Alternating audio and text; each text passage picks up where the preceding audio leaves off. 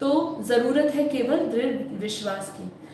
तो एक चीज़ और, बहुत ही एक सुंदर और आर्टिकल कि एक बार भूदान आंदोलन के प्रेरणा तक जो विनोबा भावे थे, आपको पता होगा, यूट्यूब पे सर्च करेंगे, विनोबा भावे जो थे वो महात्मा गांधी से प्रेरित हुए थे और उन्होंने उनके पथ पर चले थे। उन्होंने भूदान आंदोलन भी किया था।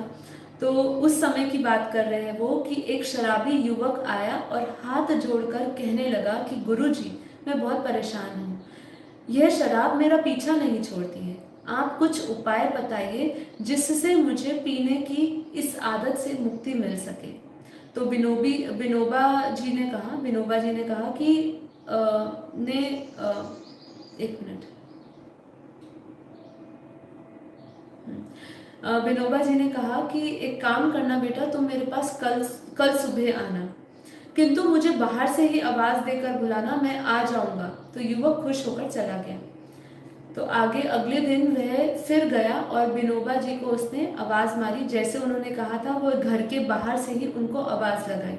तभी भीतर से विनोबा जी बोले, बेटा मैं बाहर नहीं आ सकता हूँ। युवक ने इसका कारण पूछा तो विनोबा जी ने कहा कि वह खंबा मुझे पकड़ा हुआ है, मैं बाहर कैसे आऊं।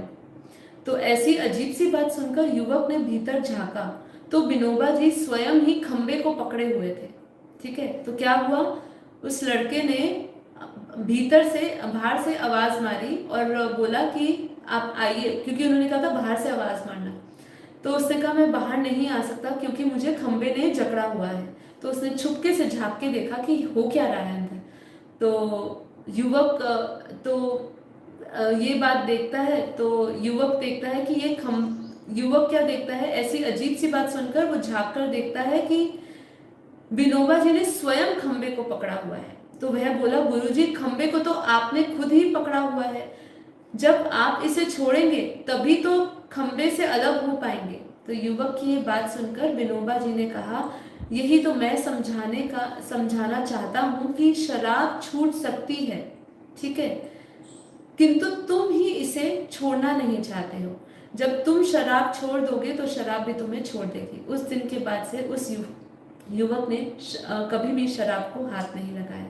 ठीक है, तो यहाँ पे जो खंबे का उदाहरण दिया, ऐसा ही हमारे जीवन में है। चीजों को हमने पकड़ के रखा है, उन्होंने पकड़ के नहीं रखा है। ठीक है, हमें ऐसा लगता है हमारे अध्यात्म के रास्ते में भी ये बाधा बने हुए हैं, लेकिन ऐसा नहीं, हमने भी कहीं ना कहीं उनको पकड़ के रखा है। अगर स्थूल में नहीं तो सूक्ष्म में पकड़ के रखा है, और अगर सूक्ष्म में भी नहीं पकड़ के रखा तो आपके कर्मों ने पकड़ के रखा है। ठीक है, कोई ना कोई बंधन ने पकड़ के रखा है, तो उसको सबसे पहले क्लियर करो। आजाद होना चाहते हो, स्वतंत्र होना चाहते हो, तो अपने कार्मिक अकाउंट्स क्लियर करिए, परमात्मा को याद करिए, परमात्मा से शक्ति लीजिए।